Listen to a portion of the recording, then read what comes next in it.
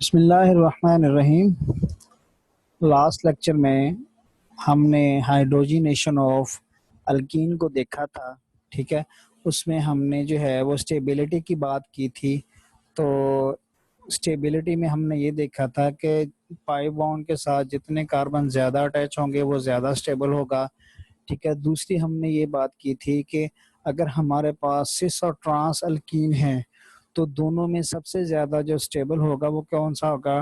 Trans होगा, क्योंकि उनमें स्टेरिक हिंड्रेंस जो है, जो बल्कि ग्रुप्स जो हैं वो एक दूसरे से बहुत फासले पर हैं।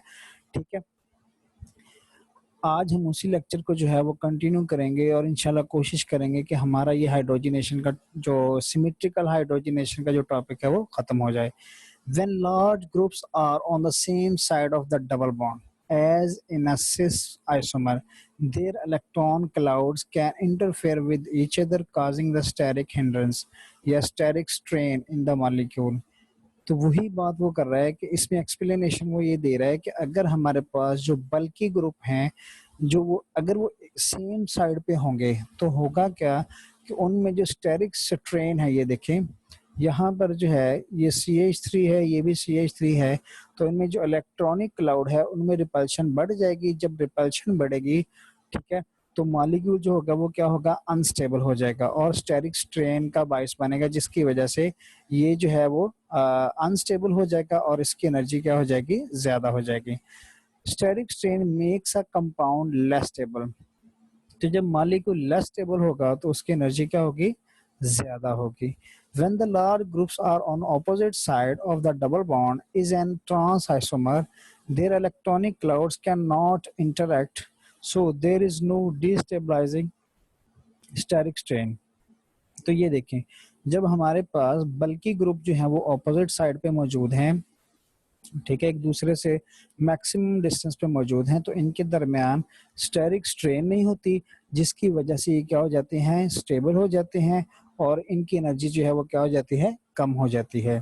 The cis isomer has steric strain due to electronic cloud overlap. ये देखें, the trans isomer does not have a steric strain. तो यहाँ पर स्टेरिक स्ट्रेन जो है वो मौजूद नहीं है, जिसकी वजह से ट्रांस आइसोमर जो है वो ज्यादा स्टेबल होता है as compare to cis isomer. The heat of hydrogenation of cis-2-butene, in which the two alkyl groups are on the same side of the double bond, is similar to that of 2-methyl-propene, in which two alkyl groups are on the same carbon। Second point is the three alkenes with the two alkyl groups are less stable than the alkene with the three alkyl groups, and they are all more stable than the alkene with the one alkyl group।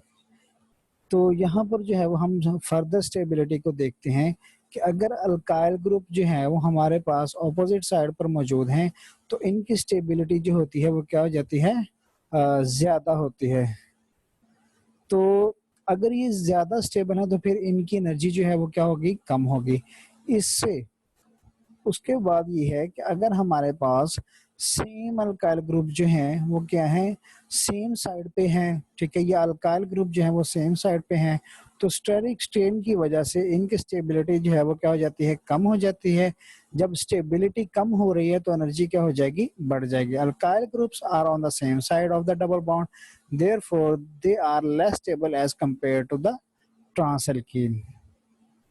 तो ये दोनों approximately जो है वो equal हैं, ठीक है। Alkyl groups जो हैं वो एक सेम कार्बन के ऊपर मौजूद हैं, तो इसी वजह से यहाँ पर भी इनके दरमियान में भी पाई इलेक्ट्रॉनिक क्लाउड जो होगा उनमें ओवरलैप हो जाएगा, जिसकी वजह से स्टेरिक स्ट्रेन का बायस बनेगा।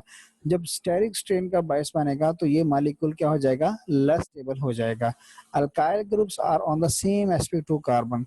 तो जब sp2, अगर दो पॉसिबिलिटीज हैं, अगर तो वो पाई बॉन्ड की सेम साइड पे हैं या वो एक ही कार्बन पर अटैच हैं, तो उनमें क्या होगी? स्टेरिक स्ट्रेन होगी, जिसकी वजह से ये क्या हो जाते हैं? मॉलिक्यूल लेस स्टेबल हो जाते हैं as compare to the trans alkene. तो आज का हमारा टॉपिक जो है उसमें हमने ये डिटेल में देखा कि हाइड्रोजिनेशन, सिमेट्रिक हाइड्रोजिनेशन जो है वो किस तरह से होती है, ठीक है, और उनमें जो एनर्जी का रिलेशन है वो कैसे है। तो उसमें हमने बेसिकली जो है वो 3 फैक्टर्स जो हैं वो डिस्कस किए हैं। उन 3 फैक्टर्स में हमने ये देखा है कि अगर हमारे पास एक ऐसा मॉलिक्यूल है जिसमें कार्बन जो है, ये देखें, ये कार्बन जो है पाई बॉन्ड के साथ जितने ज़्यादा कार्बन ज़्यादा अटैच होते जाएंगे उतनी ही स्टेबिलिटी उसकी बढ़ती जाएगी, और जितने कार्बन एटम जो हैं वो कम होते जाएंगे उतनी ही स्टेबिलिटी जो है वो क्या होती जाएगी, कम होती जाएगी। और एनर्जी का रिलेशन जो है वो स्टेबिलिटी के साथ क्या होता है, इनवर्स होता है। अगर ज़्यादा स्टेबल है तो एनर्जी कम है, अगर लेस स्टेबल है तो एनर्जी क्या होगी, ज़्यादा होगी।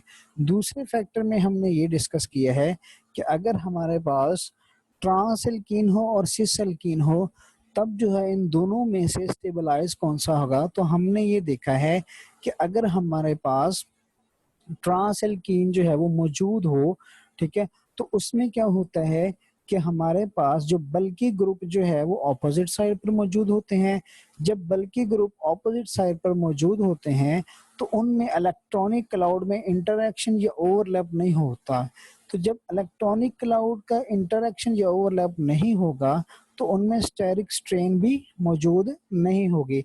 जब स्टेरिक स्ट्रेन मौजूद नहीं होगी तो वो मॉलिक्यूल फिर क्या हो जाएगा, स्टेबलाइज हो जाएगा। जब मॉलिक्यूल स्टेबलाइज होगा तो उसकी एनर्जी क्या होगी, कम होगी। इसी तरह जब हम बात करते हैं सिमेट्रिकल अल्कीन की या सिस अल्कीन की बात करते हैं, तो सिस अल्कीन में हमने क्या देखा था कि अगर हमारे पास बल्कि ग्रुप जो हैं वो सेम साइड पर मौजूद हैं, जैसा कि इस केस में है, ठीक है, तो बल्कि ग्रुप जो है वो सेम साइड पर मौजूद हैं। इस कार्बन के साथ जो है वो 3 बॉन्ड लगे हुए हैं।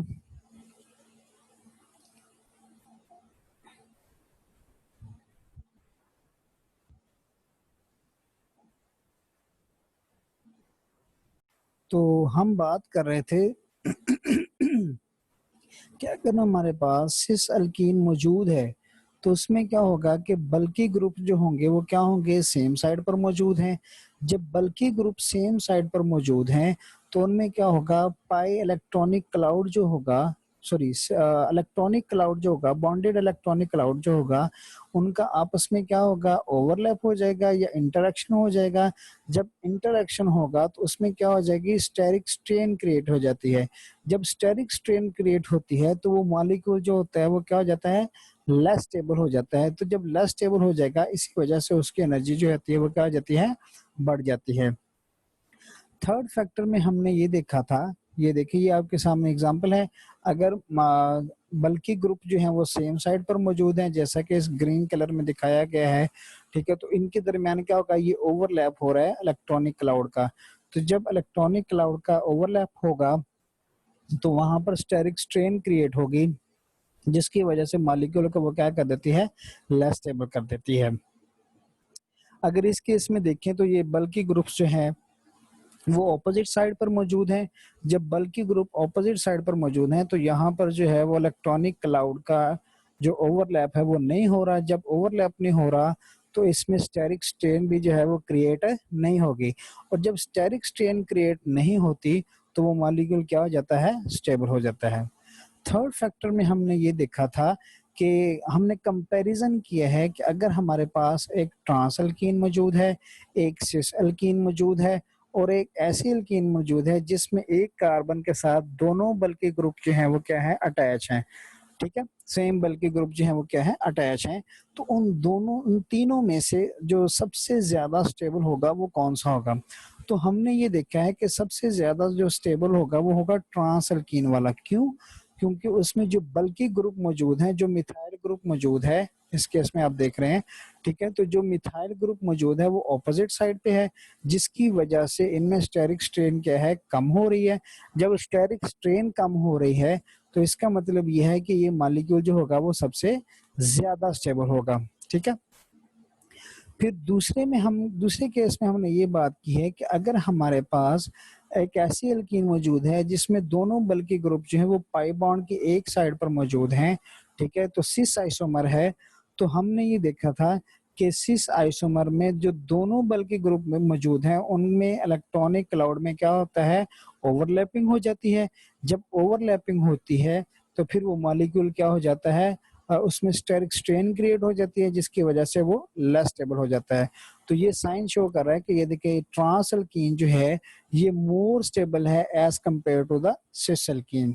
फिर उसके बाद हमने ये देखा है कि अगर हमारे पास एक ऐसी अल्कीन मौजूद है जिसमें दोनों बल्कि ग्रुप जो हैं वो एक सेम कार्बन के साथ अटैच हैं, जैसा कि इस केस में आप देख रहे हैं कि मिथाइल ग्रुप जो है वो क्या है, एक ही कार्बन के साथ अटैच हैं।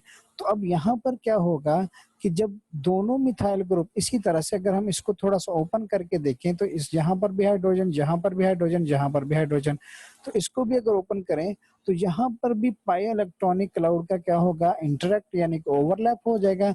जब पाई इलेक्ट्रॉनिक क्लाउड का, सॉरी पाई इलेक्ट्रॉनिक नहीं, सिर्फ इलेक्ट्रॉनिक क्लाउड, क्योंकि हाइड्रोजन सिग्मा बॉन्ड बनाता है, तो जब इलेक्ट्रॉनिक क्लाउड का इंटरेक्ट होगा, ठीक है, तो वो मॉलिक्यूल में क्या हो जाएगी, स्ट्रेन क्रिएट हो जाती है। जब मॉलिक्यूल में स्ट्रेन क्रिएट होती है तो वो मॉलिक्यूल जो होता है वो क्या हो जाता है, लेस स्टेबल हो जाता है। और हमने ये देखा है कि सिस अल्कीन और एक ऐसी अल्कीन जिसमें दोनों अल्काइल ग्रुप्स जो हैं वो एक ही कार्बन पर अटैच हैं, वो तकरीबन अप्रोक्सीमेटली जो है वो एक दूसरे के क्या होते हैं, स्टेबिलिटी में इक्वल होते हैं। ठीक है, तो ये हमारी थी आज की जो है वो सिमेट्रिकल हाइड्रोजनेशन। उम्मीद है इंशाल्लाह आपको लेक्चर जो है वो समझ आया होगा। जो भी क्वेश्चन होगा वो हम क्वेश्चन सेशन में डिस्कस कर लेंगे। नेक्स्ट लेक्चर में हम डिस्कस करेंगे asymmetric hydrogenation of alkyne. Allah Hafiz.